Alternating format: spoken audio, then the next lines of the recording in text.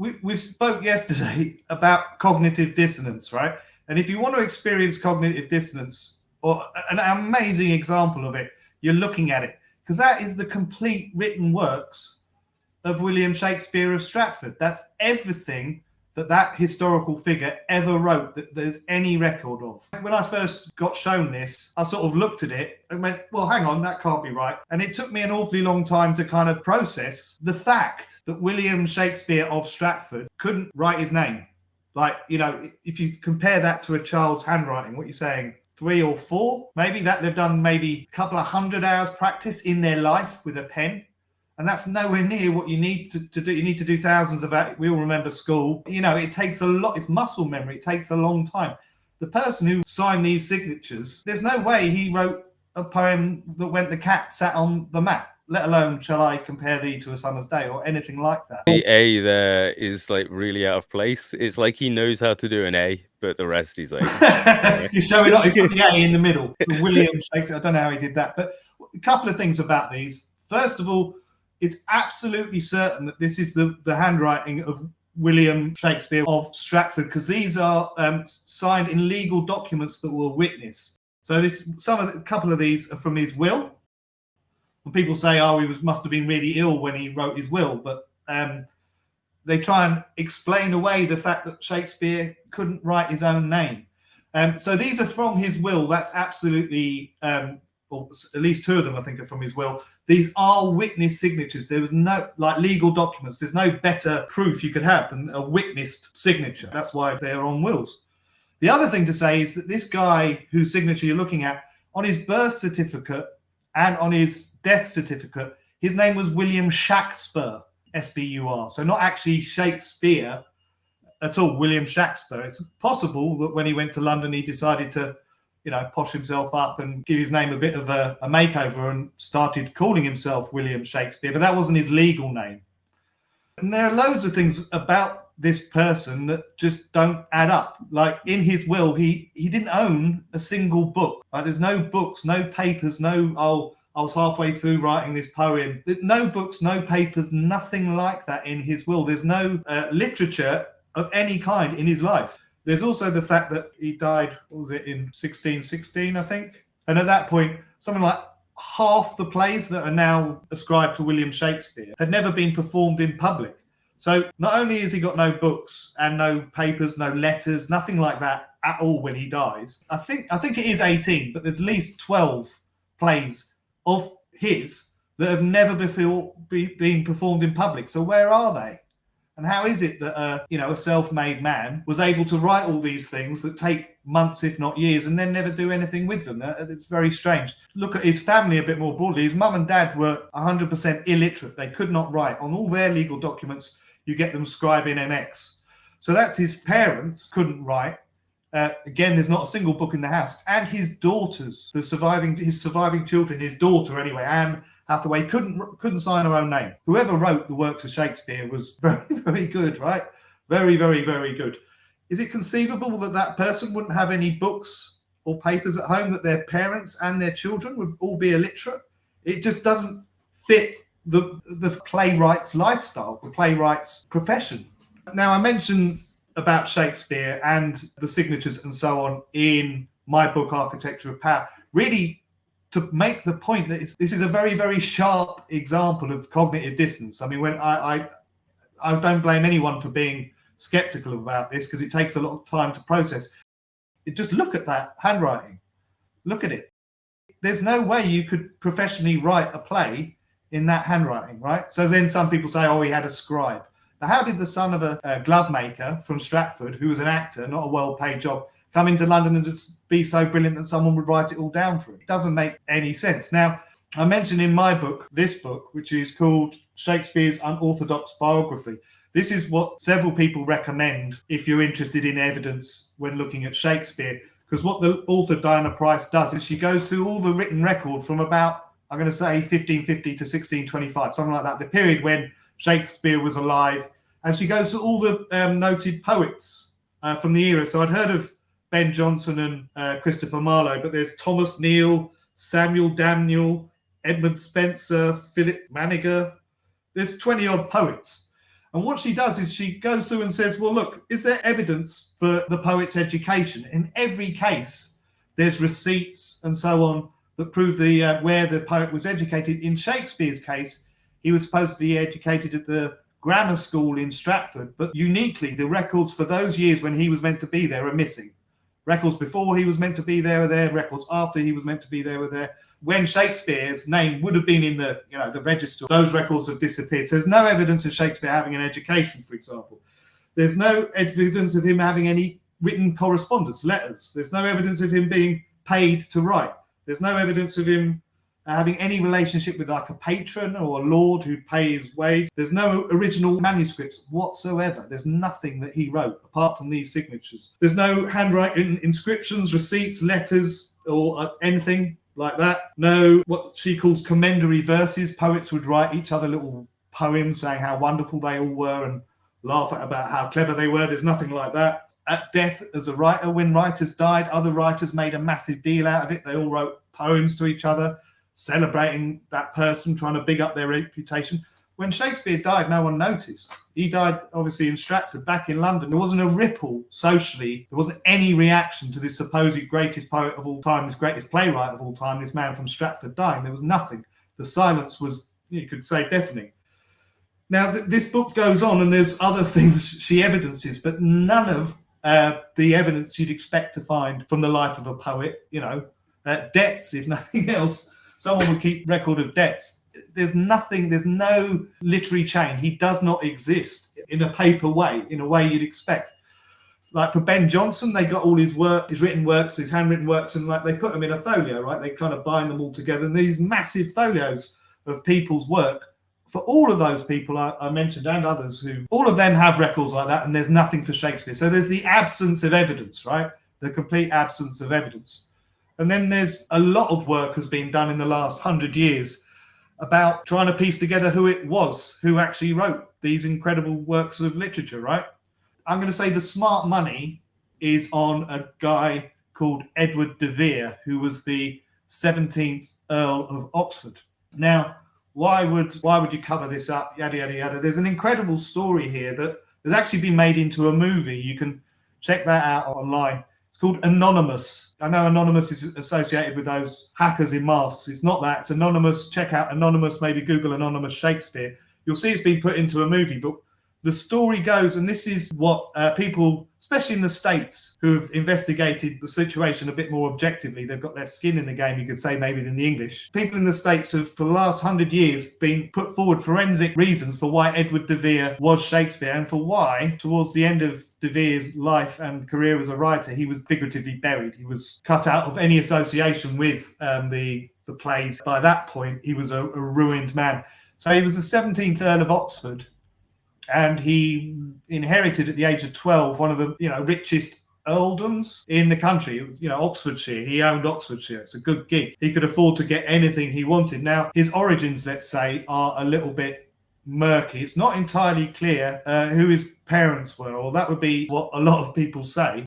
Queen Elizabeth famously was reigning at the time. Now she's known to history as the Virgin Queen, and I'm going to shock all your audience here. She wasn't a virgin. And it's very, very, very, very, very likely she had kids. And this is part of the story of Edward de Vere. It's certain that a fella called Thomas Seymour, sexually assaulted or raped Elizabeth when she was about 14. He was later executed for that. And she had to go on retreat, which, would imply, or it seems reasonable to infer, because she did it more than once in her career. She went on retreat for about 9 months, if you see what I mean. And a few weeks after that, some aristocrat had a ginger-haired baby. Coincidences happen, right? It's possible that Edward de Vere was the product of her pregnancy and was sort of adopted by the Earl of Oxford. Edward de Vere, if you look at a picture of him, there's a few of them. Mentioned also now, just to drop his name, Robert Devereux, who became the Earl of Essex. If you look at them, there was a surprising number of ginger, sort of aquiline aristocrats being born just as Elizabeth hit her sort of late teens and early 20s. So it's possible that Edward de Vere was her son. This is certainly what a lot of people say. I should probably mention the guy Thomas Loney, who first put this theory about Edward de Vere forward, what Loney did was look at Hamlet, because Hamlet is said to be the most autobiographical of Shakespeare's plays, right? He puts the most of himself in it.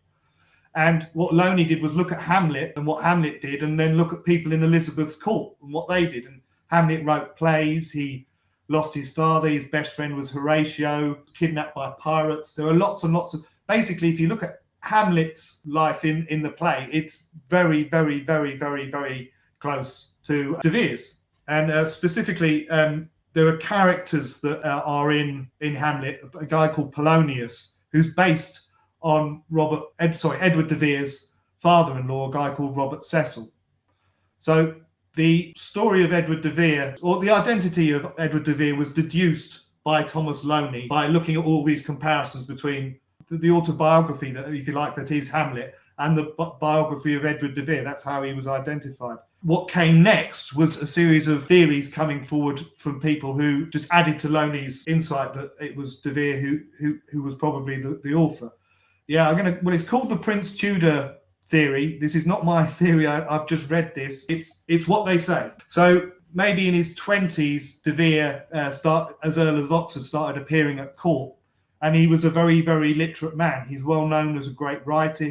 Everyone praised his poetry. He was obviously a very sophisticated guy. He spoke Greek. It's likely that he translated Ovid when he was a child.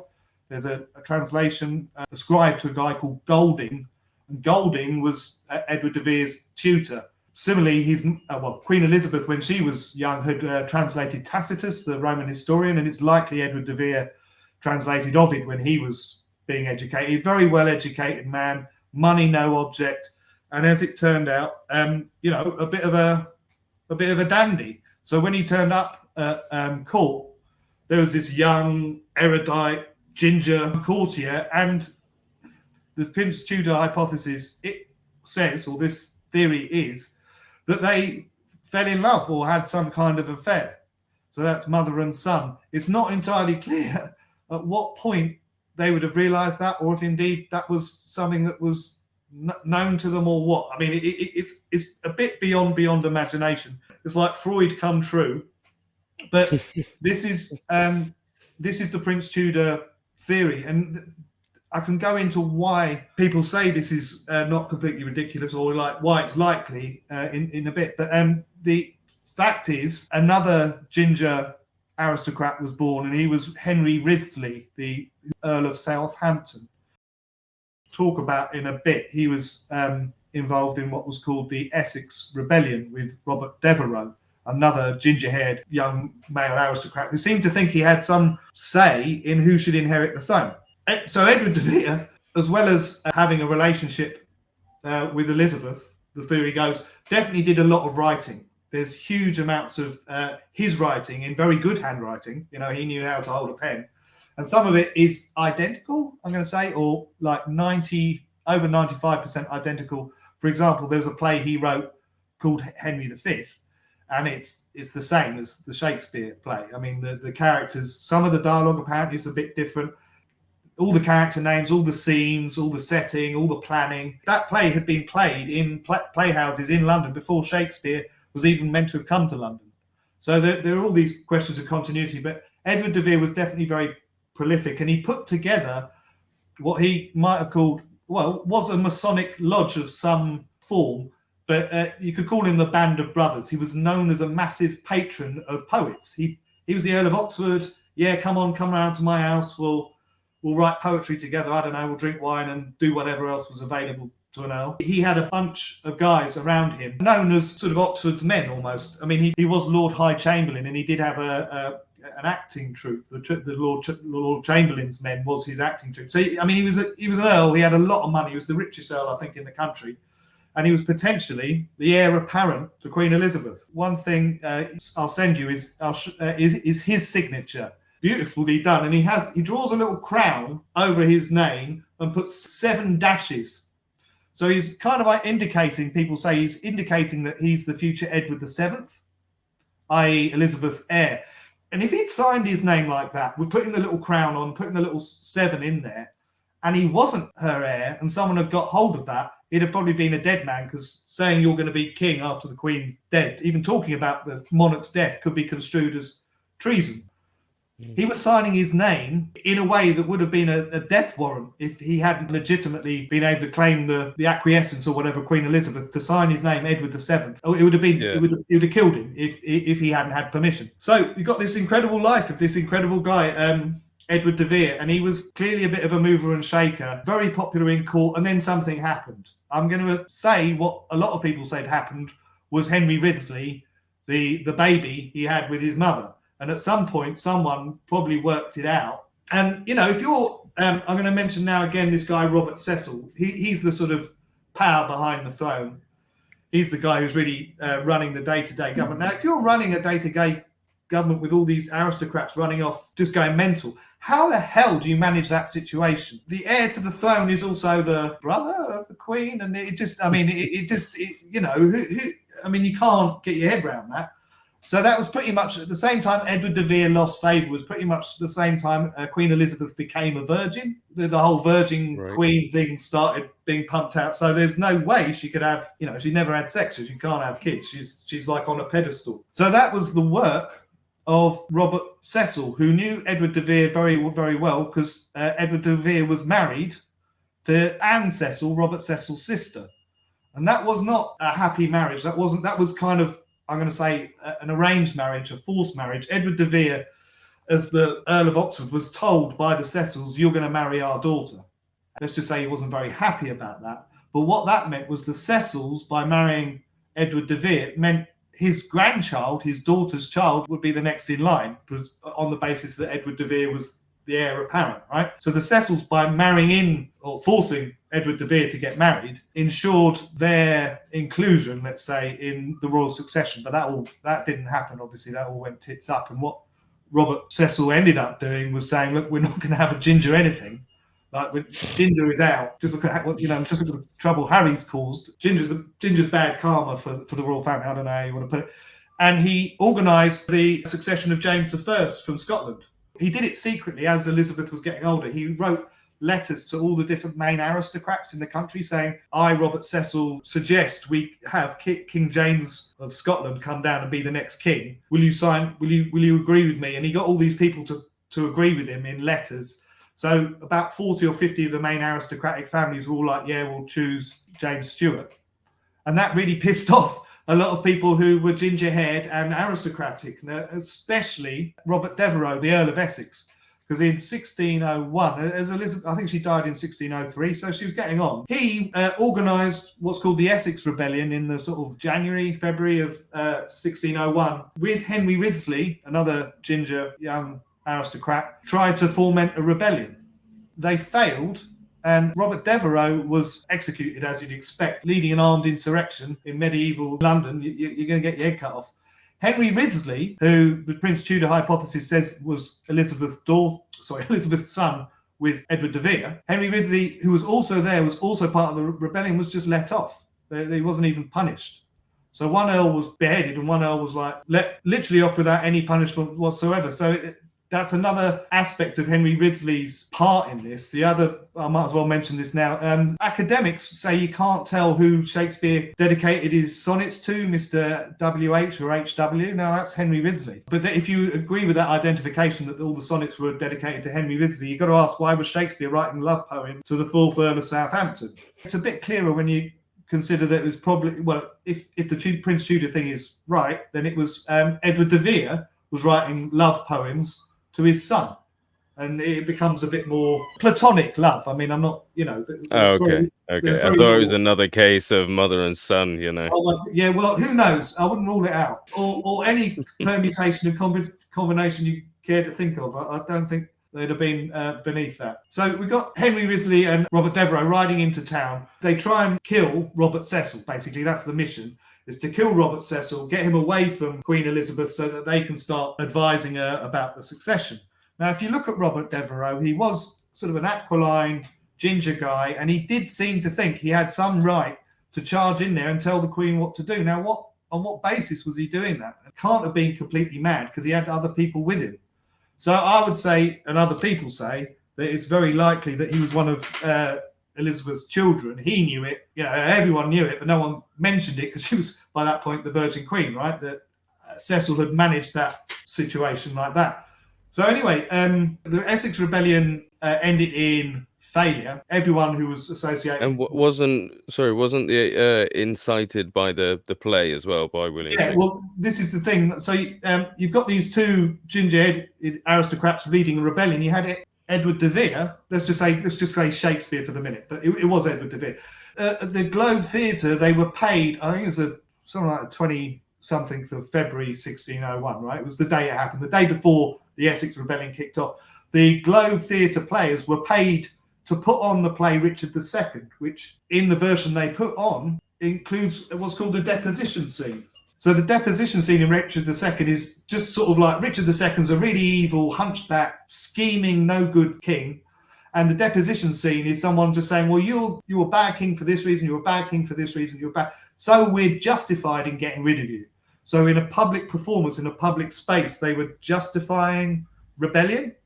And that deposition scene was very, very, very, very, very contentious. It'd been taken out of previous performances. I think the records say that the Globe players were paid extra to put that scene in. And it caused a tumult because everyone in the audience recognised Richard II's this nasty, diminutive, hunchback guy who does nothing but plot and scheme and backstab people.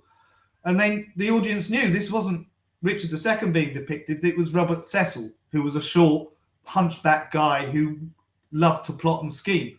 And so it became very clear, and there were seditious outcries from the audience during this performance, like people say, let's go kill Cecil, whatever. Probably some people in there, like agent provocateuring, other people just getting whipped up in the frenzy. And anyway, that performance of Richard II caused a crowd to foment. That crowd were used as part of, sort of followed Robert Devereux and his rebellion as they rode into town. And it became quite obvious that Shakespeare and Shakespeare's Globe, that premier bit of propaganda, had been used to identify and vilify Robert Cecil. So many people died at his hand, it's beyond counting. He was not to be messed with, right? He believed he was acting with the divine sort of power of the whole government. He was acting on behalf of the monarch to do the monarch's bidding. Rules didn't really apply to him. So why did he let Shakespeare off? I mean, Shakespeare's just this guy who writes good poetry, right? And he wrote something about Robert Cecil. He wrote a satire directed at Robert Cecil. Only a blind man would miss the associations. And for some reason, no one's able to explain, because poets and writers would get thrown in jail. Ben Jonson ended up in jail for saying something a bit rude about someone minor.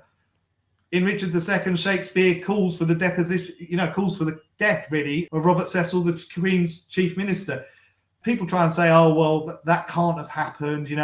This is the historical record. People mention this controversial staging of Richard II. They mention the fact that the people got whipped up into a frenzy and that they were all part of the Essex Rebellion. You got loads of people saying it.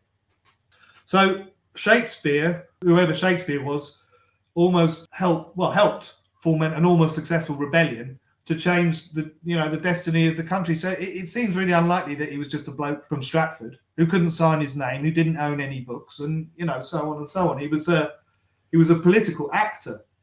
Again, there are several aristocrats, ginger-haired, who had, it seems, very strong opinions about what should happen after Queen Elizabeth died, right? And Robert Cecil made it his business to put all of those people down and squash them. So yeah, conclusion basically, Shakespeare is essentially been handed all these plays, and he himself is kind of just a public puppet. Yeah, someone compared him to, they called him our English Terence. Now, Terence was a slave in Rome who claimed he wrote loads of plays, and I think it was for he did it for someone. So it's basically an actor pretending to be a playwright, and it seems like exactly what William Shakespeare was. You still see the same thing today, like the kind of engineering of society through movies. One of the best examples is like the Transformers movies. On the surface, it's just it's kids' movies. It's better Transformers, but it was actually part funded by the U.S. military. They allowed them to use U.S. military stuff to get kids to sign up for the military, I'm going to fight some Transformers. Yeah. Yeah. But you know, when you find out stuff like that, and you think, oh shit, you know, obviously No, it's happening. This, you know, there is probably a room somewhere where people sit there going, right, let's make a movie about this because we want the public's, you know, to be engineered attention towards that. focused in that direction. Yeah. No, Yeah, absolutely. yeah, or on a certain subject. Like, I mean, I don't want to obviously talk about it, but a lot of you know, political stuff is obviously entering into, you know, very woke kind of stuff is entering into media now, and you see the agenda, don't you? Like put into everything, and it's like it pushes, like you say, an agenda is pushing what they want people to talk about and to think and stuff like that. Do you know what I mean? Oh no, definitely. I mean, there are all kinds of ways of looking at it. I'm absolutely committed to equality, right? But Yeah, there are these very, very, very small groups, you know, who get a disproportionate amount of coverage. And I'd say, let's say, into the battle of the sexes, however you want to put that, that involves 50% or 100% the population of the world, right? Racial equality, economic equality, these sort of things affect everyone, but we don't talk about them. We talk about very, very marginal things that get pushed right front. That's 100%.